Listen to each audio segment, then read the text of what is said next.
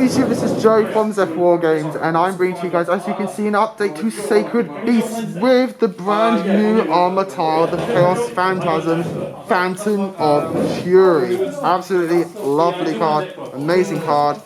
This camera's probably not doing this card is good. Like, this card's so good. Like, love it. Like, so, as you guys know, I love Sacred Beast. Sacred Beast is one of my favourite decks. I'm so glad that they're actually playable. And this build does all the everything. So, if you're that kind of duelist with Sacred Beasts that you like to just use every method that this deck can do, so utilising all the Sacred Beasts, utilising the fusions, and everything like that, then this deck is for you. But obviously you can take the skeleton if you're not that kind of duelist, and you can change it to how any way that you want. So obviously though, if you want to utilise this card, you have to do it with a build like this that at least utilises the fusion monsters. So with all that's said and done, let's get you guys a Sacred Beast profile. So obviously guys, if this deck gets 50 likes, you will be expecting a combo video or a test hand video, whichever one. I personally prefer doing combos, just because that way once you know the combos, you can at least then see what any test hand that you get can do that certain combo or not. Plus you guys have already probably seen all the combos anyway, but if you really want a refresher of the combos, then I will obviously do that for you guys. So let's start off with the Sacred Beasts themselves.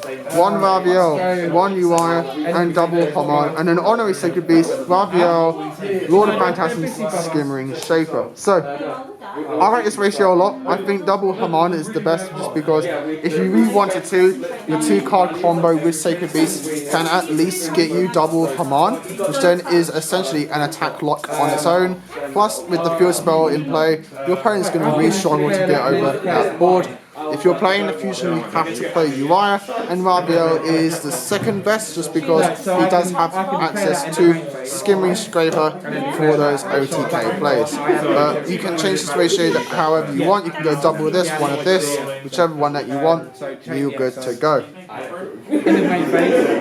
Triple Dark Beckoning Beast. This card searches all of your cards in the deck essentially, as long as the name Sacred Beast. This card can get you 2 of those. Plus it gives you an additional normal summon of a 0/0 attack monster.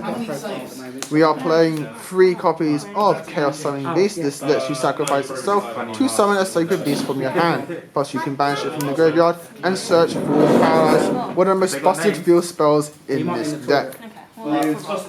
Then we have Triple Dark Summoning Beast. This is probably one that like fluctuates everyone, like even myself, like between 2 and 3. I'm playing 3 at the moment, and just because I want to see as many combo pieces as possible, which is essentially all of these plus your continuous spell.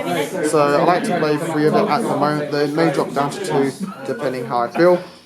And this is a tech that not many people are playing, and that is Phantom Skyblaster. I really like this card.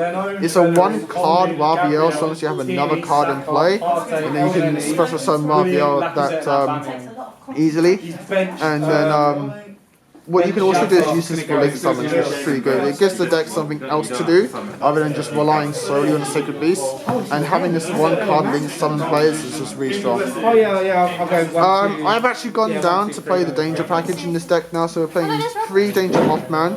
I like this one just because it's essentially a Dark World Dealings for yourself if it gets discarded. And then we have the 1 Jackalope, Tsuchinoko, and Danger Nessie. The reason why I've gone to the Dangers now is just because they combo so well with opening up the Spirit Gates, because they're essentially 3 discards that give you something, and they're also 3 summons as well, and being dark means they're also a lower target, so they have a lot of synergy with the deck, which is pretty good. And to run out the main deck of monsters, we're running 1 Darkest Diablos. You have like your 2 main cards in the deck for your combos, all tribute for a cost, so being able to just get 3 Darkest Diablos on the board for another big stick boss monster in the deck is pretty strong. Moving on to spells now, playing the 1 Fallen Paradise. You can bump this up to 2. I've been pondering maybe bumping out to 2. If I do, I'll probably take out 1 Dark Summoning Beast for it, but 1's good so far. It's kind of like your mentality on this is it's like similar to Salamangreat Field Spell. just because it's searchable in your deck. Yeah, sure. 3 opening of Spirit Gates to search out every monster in your deck that lists Sacred Beasts and the Sacred Beasts themselves. We're playing 2 Serene Skyfire because I'm focusing more on Haman itself. We're playing the continuous spell to negate those spells. And the 1 Dimension Fusion Destruction. This gets you into your fusion monsters, including your brand new Phantasm, which is very, very strong. 3 Allure of Darkness because we're all dark based deck. Upstart Goblin because a 41 to 40 card deck is pretty good, and 1 Cool Barricade to stop those annoying hand traps. Moving on to traps, 2 copies of Awakening of the Sacred Beast and the 1 Hyper Blaze because we are utilising Uriah as a monster himself. Hyper Blaze is pretty good for that. And then we have the 3 Crackdown. I think this is the best continuous trap for a deck like this if you are trying to utilise Uriah. As you can see him peeking in the corner there.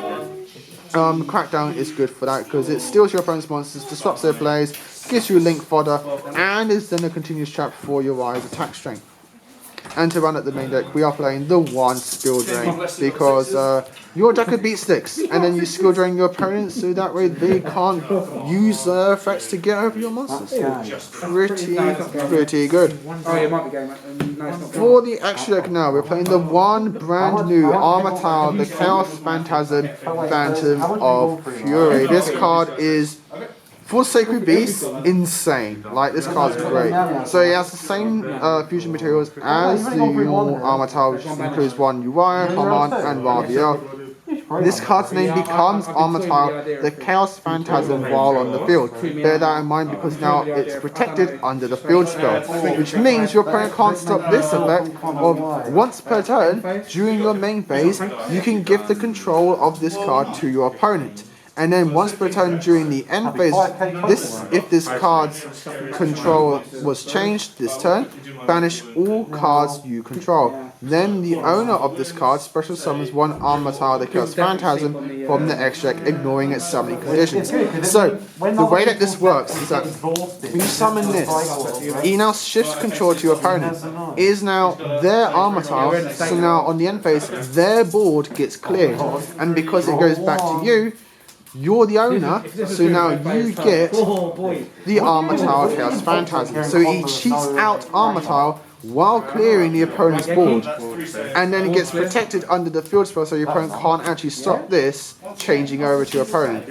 Which is crazy and insane, and I love this card so much. So, these are the fusions that we're playing, essentially. All of these can be summoned through your Dimension Fusion Destruction. So bear that in mind, so I hear some people saying, oh, you can't summon this. You can because it is a Phantasm. And also, just because it states level 10s, you can still summon this of your Fusion Destruction. So we play 1 of each just for the options. Your extra is kind of like just like options essentially. So I play the 1 XX Utopic Dark Infinity, but this can be any rank 10 that you want. You're also playing the Super Dreadnought Gustav Max. I'm playing the 1 Mannequin Catch because you can technically go Dark Beckoning Beast and get back a Dark Beckoning Beast of the spell card. Which I'm also playing the 1 number 65 Digian Buster as a form of effect negation, which is pretty good. For links, I'm just playing 0 boss. We do banish a lot, and especially now with the Phantasm, we're banishing their stuff. 1 Triple Burst Dragon. I like this as just a generic link 3 that you can make. Being able to have that spell and trap negation during the battle phase with the big sticks is pretty good. 1 Curious. I can't technically summon this in the deck at the moment, but I was able to because I was playing the what is his name? The Relinquished Anima. If you are playing this, playing that, you can then technically summon Curious. You can summon the Curious in this deck as well because I'm playing Dangerous, so there's that as well. 1 Underclock Taker, this is another generic link 2 that you can make that can reduce your opponent's monsters for attacks. 1 Reach Apprentice, we're playing Darks. 1 Pentastat to give your monsters piercing. 1 Link Prero because we're playing level 1s. And 1 Almirage for your Dark Beckoning base. And that, guys, is the deck. I hope you all enjoyed this. Leave your comments down below what you think of this. How are you playing Sacred Beast yourselves? I like to know because there's many different ways to play this deck.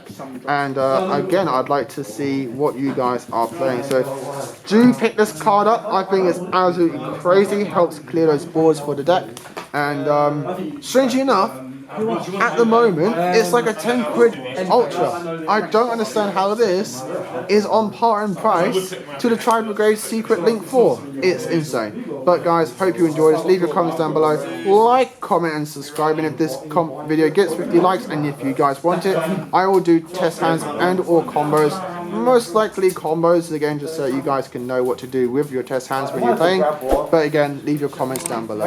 As always, like, comment, and subscribe. Till next time, as always, happy dueling.